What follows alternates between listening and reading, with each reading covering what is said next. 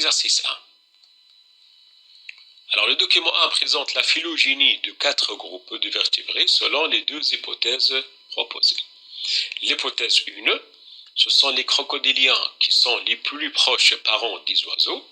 L'hypothèse 2, ce sont les mammifères qui sont les plus proches parents des oiseaux. Yani, si vous avez bien lu l'exercice, la vidéo, on a donc ici deux arbres phylogéniques qui ont été faites selon des hypothèses. L'hypothèse 1 qui dit que ce sont les crocodiliens qui sont les plus proches des parents des oiseaux, dans l'arbre phylogénique les plus proches des oiseaux. L'hypothèse 2, ce sont les mammifères qui sont les plus proches des parents des oiseaux, on les a représentés très proches ici dans donc cette représentation qu'on appelle l'arbre phylogénique, les oiseaux et les mammifères côte à côte. Elle est très proche. Alors le document 2 présente quelques données permettant d'argumenter ces hypothèses. Et en fin de compte, puisqu'on est parti d'hypothèses et de manière générale tout ce qui se passe dans les examens, donc on doit vous donner par la suite des arguments, des données, des résultats qui vous permettent de préciser laquelle des hypothèses est à retenir. Comme je trouve مثلا في الجينيتيك humaine ou في l'hybridisme, etc. ولا même حتى في la reproduction, ce type ou cette idée d'exercice موجودة برشا. نبدأ par les hypothèses, on va dire les arguments qui permettent de préciser laquelle des hypothèses est à retenir. Mais tu vas voir les données de cours certainement. Alors, je vais document 2. On a fait le nombre de différences en acide aminé de la globine chez 4 espèces de vertébrés sur 153 acides aminés. Le globine, ce sont donc les molécules qu'on trouve dans l'hémoglobine. Je vous l'exemple de l'hémoglobine, elle est constituée de 4 chaînes de globine, 4 chaînes. Je vous comment se fait l'évolution, donc par la duplication, etc. Bon, هذا مش موضوع الاتوم, mais juste باش نذكركم. Alors, donc, les globines qui sont des protéines d'ailleurs existent chez 4 espèces. Les carpes, les carpes, l'homme, le coq et crocodile. Et on a donné le nombre de différences en acides aminés entre ces espèces 2 à 2. يعني مثلا entre l'homme et le coq, 42 différences. Entre le coq et l'homme, entre le coq et les crocodiles, 34 différences. Voilà. Qu'est-ce qu'on vous demande? Alors, on demande tout d'abord de définir la phylogénie des espèces, montrer que le document 1 prouve l'existence d'une filiation entre ces 4 groupes de vertébrés. Pour la filiation, il y a un lien de parenté. Il y a autrement dit, ces espèces présentent un ancêtre commun. C'est ce qu'on appelle filiation. Comparer le degré de parenté entre coq-crocodile d'une part et coq-homme d'autre part, représenter l'arbre phylogénétique de ces 3 espèces. Et enfin, indiquer parmi les 2 hypothèses proposées celle à retenir, justifier votre réponse. Donc, je te dis, l'objectif final, en fin de compte, c'est de préciser laquelle des 2 hypothèses est à retenir. Alors, commençons par la correction. Alors, la première question, définir la phylogénie des espèces. Bon, la phylogénie, c'est tout simplement une représentation qui montre les liens entre les différents groupes ou différentes espèces. D'accord? Alors, on passe maintenant à la deuxième question. Montrer que le document 1 prouve l'existence d'une filiation entre ces 4 groupes de vertébrés. La filiation, c'est-à-dire lien de parenté. Ou femme lien de parenté, ils ont un ancêtre commun. Les 2 phylogénies d'ailleurs, comme on peut le voir, que ce soit l'oula ou la thania, donc pour les 2 cas, un ancêtre commun pour les 2, donc dans les 2 cas. Donc un ancêtre commun pour les 4 groupes. Donc, la première preuve, si vous voulez, c'est la présence d'un ancêtre commun pour les 4 groupes.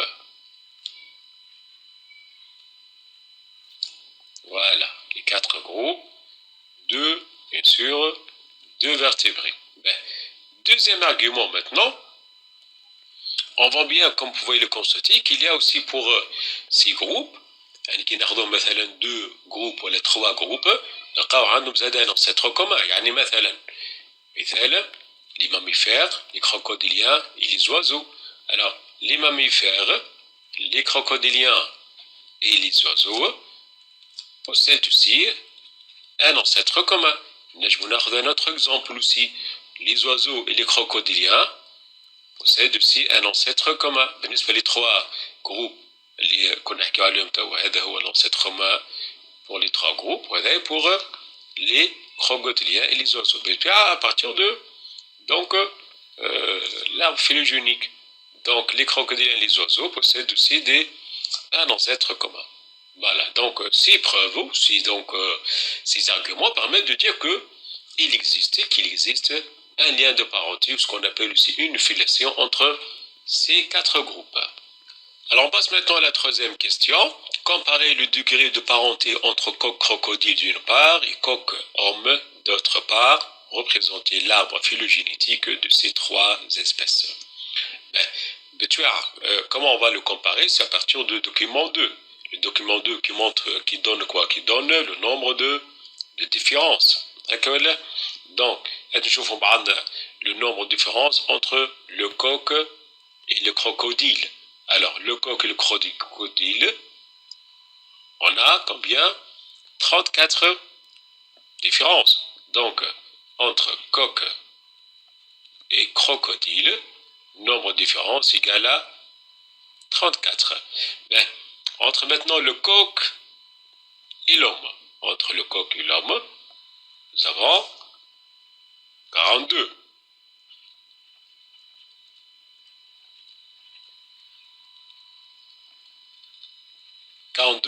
Différences. Donc, on voit bien que le nombre de différences entre le coq et l'homme, il est comment? Il est supérieur à celui entre le coq et les crocodiles. Et donc, ceci montre quoi? Donc, concernant bien sûr le degré de parenté. Donc, par conséquent, le degré de parenté, plus le nombre de différences est grand, plus que l'ancêtre commun entre ces espèces est éloigné dans le temps. D'accord? Donc ici, pour le coq et le crocodile, il y a un ancêtre commun plus proche dans le temps que celui de coq et l'homme. Et donc le degré de parenté entre le coq et le crocodile, il est donc plus important que celui entre le coq et l'homme. Et donc par conséquent, l'ancêtre commun entre pour le coq et crocodile, il est comment? Il est certainement plus proche, plus proche dans le temps que qui? Que l'ancêtre commun entre coq et homme. Voilà, donc c'est ce que vous avez à dire. Maintenant, on vous demande de représenter l'arbre phylogénétique de ces 3 espèces. Mais la représentation qui est allée à le vidéo de la phylogénie des espèces, بتبعرفوا شفتوها في الكور certainement.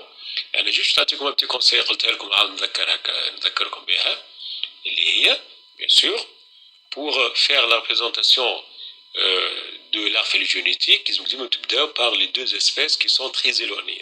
Il doit les faire la représentation. Donc, les espèces les plus éloignées, le coq et l'homme, bien sûr, selon donc l'échelle de temps. D'accord? Et donc, et puis, chez les deux, le crocodile, il est plus proche de qui? Le crocodile, est-ce qu'il est plus proche du coq ou de l'homme? Entre le crocodile et le coq, il y a 34 donc différences. Et entre l'homme et le crocodile, il y a combien? Je vois il y a 41. Et donc par conséquent, les crocodiles seront plus proches du coq que l'homme. On va représenter donc l'ancêtre commun du coq et crocodile qui est donc plus proche que celui entre l'homme et le coq. Et donc entre l'homme et le coq, il y a combien? On a 42 différences entre le coq et le crocodile. Il y a donc 34. Elles sont plus proches. D'accord? Voilà. Et entre les crocodiles et l'homme, on a déjà Fama 41. D'accord? Entre l'homme et le coq, ce sera certainement, bien sûr, le nombre de différences le plus important et donc le degré de parenté le plus faible par rapport au coq et au crocodile. Voilà. Alors on passe à la quatrième et dernière question. Indiquez parmi les deux hypothèses proposées celle à retenir. Justifiez votre réponse. Pour préciser laquelle des hypothèses à retenir, on va exploiter les données précédentes. Comme données surtout dans la troisième question. Chauffna, il y a le nombre de différences entre le coq et le crocodile égal à 34, alors que le nombre de différences entre le coq et l'homme égal à 42. Il n'est pas conséquent. Les coqs et donc les oiseaux, en fin de compte, la film de l'exercice, le coq représente les oiseaux. D'accord? Les oiseaux, elle a été représentée par, bien sûr, le coq.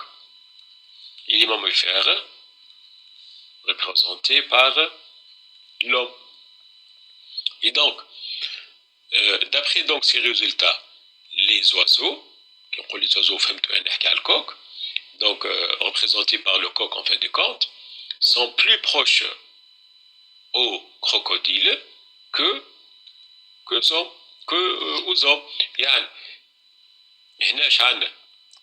l'hypothèse 1.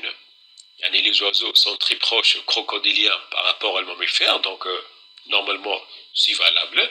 Alors que l'hypothèse 2, on voit bien que les oiseaux sont plus proches aux mammifères, ce qui n'est pas le cas. Normalement, entre les oiseaux et les crocodiliens, on a 34. Et entre les oiseaux et les mammifères, on a 42. Donc ce cas de phylogénie, l'hypothèse 1, c'est la plus logique que l'hypothèse 2. Et donc par conséquent, ceci montre que c'est l'hypothèse 1 qui est à retenir.